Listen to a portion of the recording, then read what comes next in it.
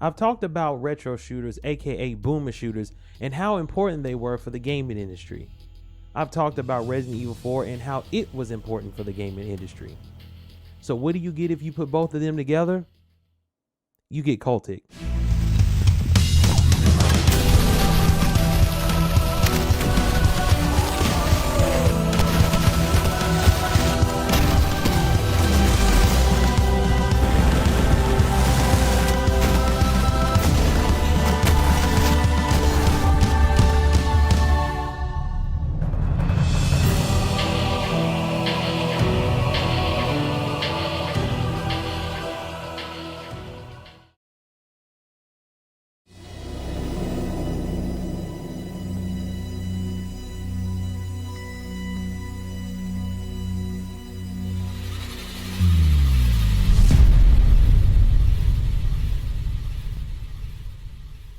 So there really isn't a story in this game, just like most of these boomer shooters. I mean, there is a little bit more than most, but it's relegated to notes you find throughout the game. So I'm just gonna give you what I got from the opening sequence. You're a detective that's been investigating a bunch of missing persons reports. As you're starting to connect the dots, you're taking off the case. That doesn't stop our lead though. He has to get to the bottom of this. This leads to our lead going to an abandoned asylum where he gets killed. Or does he? Clearly he doesn't, because we're playing as him, plus the game starts off with you waking up in a pile of corpses. That's all for story in all honesty, so let's get into everything else. As usual, we're going to start off with the visuals.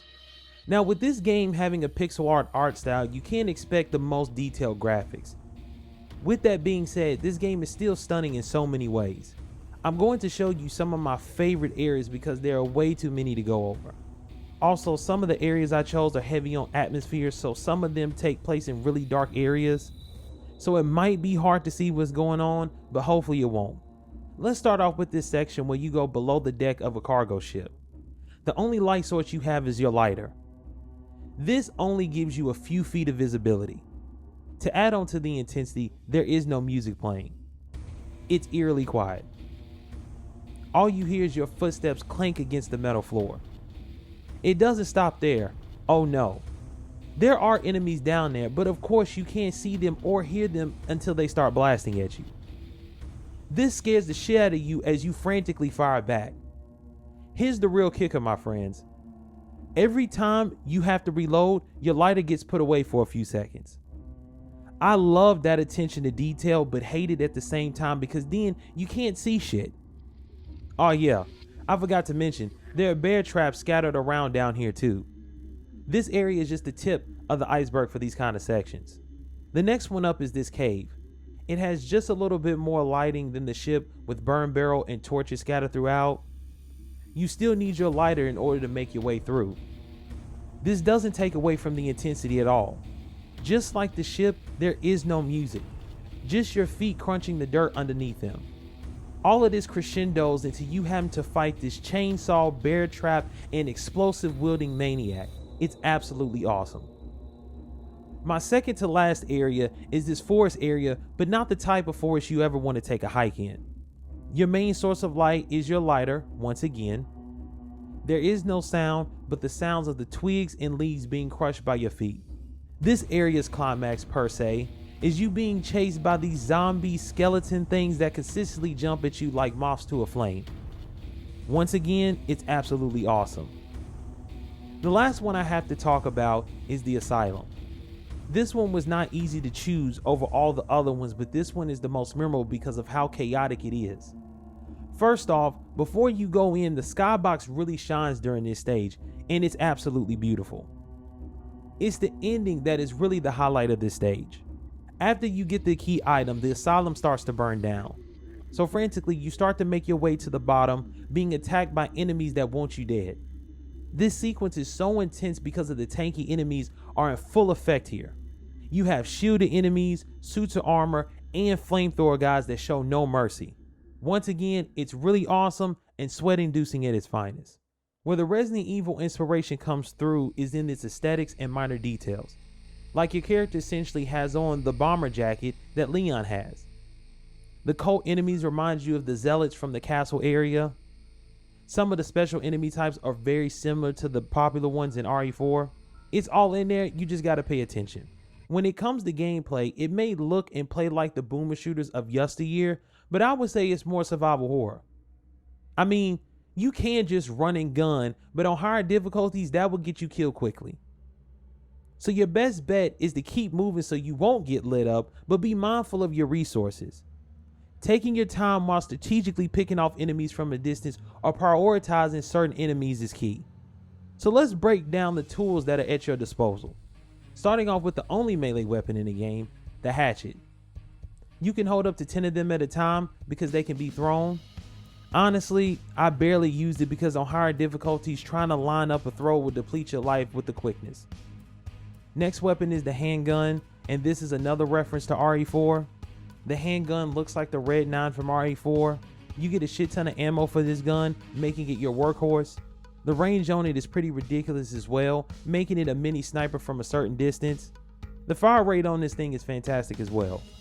Our next weapon is this lever action rifle. Your first sniper rifle per se, because you actually get one later on. This has an alt firing mode that lets you shoot it rapidly like an old school revolver.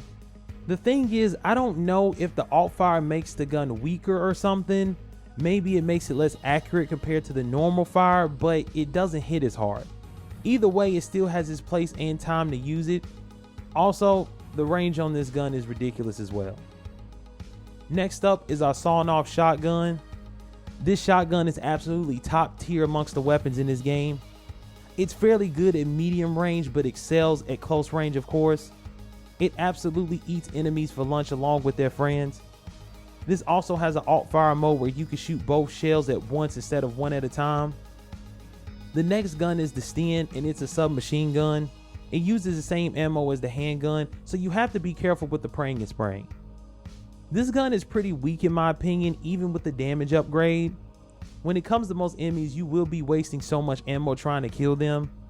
It has its moments of use, but most of the time you'll end up using something else. I will say it came in clutch against the final boss. The Sten ate its life bar for lunch. Now we are finally at the proper sniper rifle, the FG42. This thing is a beast because it hits like a freight train. Not only that, it's the only gun that has a scope to help you pick off enemies from a distance. The only thing that sucks about this weapon is that you barely get ammo for it. Our second to last weapon is the incinerator. This weapon is hella OP, and that's because fire in this game is OP. Fire in this game can absolutely decimate an enemy no matter what they are. This weapon also has an alt fire mode that lets you shoot fireballs, which is really cool. Finally, our last weapon is none other than a grenade launcher. We all know what a grenade launcher can do. The reason why I love this one is because of its alt fire. The alt fire lets you rapidly fire the grenade shells in seconds. This made the final boss a piece of cake. Your weapons can be upgraded at a workbench that you come across on each level. Each upgrade requires a certain amount of weapon parts in order to unlock them. Weapon parts can mainly be obtained by finding secret areas scattered throughout the map. Sometimes they'll be on workbenches, but they're mainly in those secret areas. I'm 50-50 on this because unless you're doing some real scavenging hunting, the chances of you maxing out a weapon are slim to none. I think searching around the map for secret areas is cool. They're not cool enough to place an important item of the game though. I wish the merchant system or money system from RE4 would have been implemented in some way, so you can really experience the guns at their max or at least close to it. When I finished the game, I had only applied 2 upgrades per weapon. Each weapon has 4 upgrades apiece. Do you see why I'm split on this? Anyways, that's all for the weapons for the most part. The reason why I say that is because we have throwables. There are only 2 of them. The first are the Molotovs, and you don't get as many of these as the TNT. The reason why is because fire, as I mentioned earlier, is stupid OP. Throw one of these in the general vicinity of enemies and watch chaos ensue. Next up are the TNT, and these are basically the grenades of the game. They also double as mines because you can throw them, then shoot them when enemies walk past. Also, with both throwables, you have to use your lighter in order to burn the wick or cloth. Now that I've given y'all an extensive look at the arsenal in your back pocket in this game, let's briefly talk about some of the enemies that are attracted to you like flies to shit. Most of the enemies follow the same archetypes for the most part. The cult members come in a few flavors: hatchet wielders, handgun wielders, shotgun wielders, and submachine gun wielders. That also goes for the skeletons you fight later on in this game in the crypts. Yes, you heard me correctly, skeletons with handguns and shotguns. There are quite a few special ones as well, but some I can't honestly describe. That's because I don't know what the fuck they are or even know where to begin. So let's talk about the ones I can. Starting off with none other than Dr. Salvador, or more like his long lost cousin that no one knows about. Don't take that as a diss though, because this one is low key better. Let me explain. Not only does he have a chainsaw, he has bear traps as well that he throws to stop you from running. He also throws explosives too. He would be way more of a threat if his AI didn't bug out though.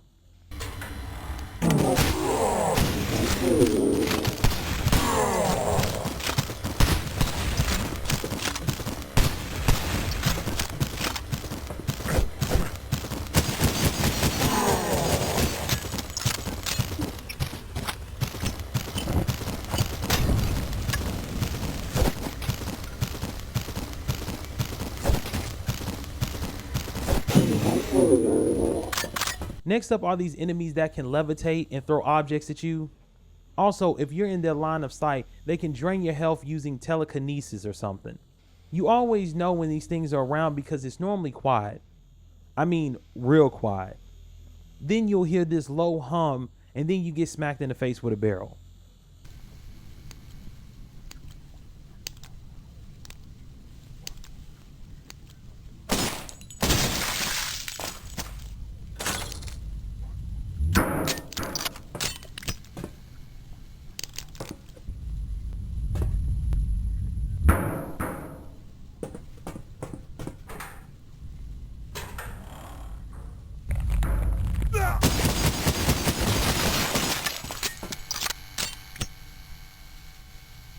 Our last enemy is one that doesn't pop up until way later in the game, but will absolutely destroy you.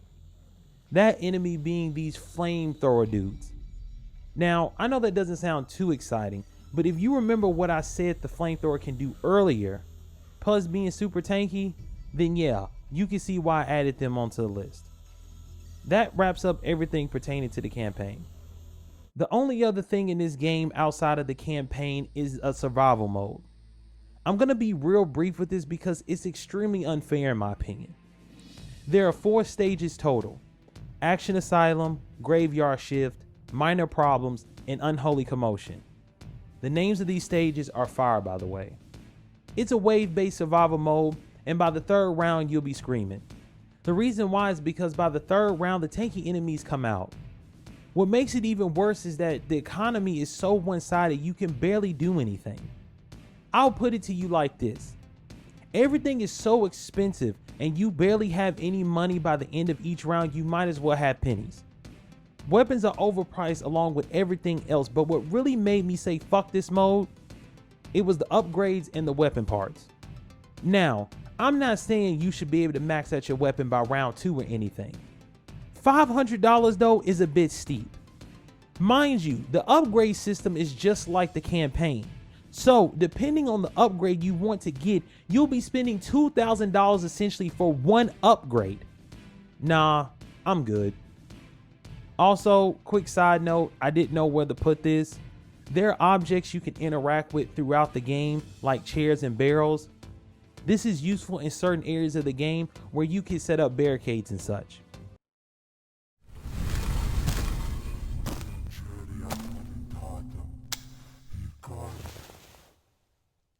It is done.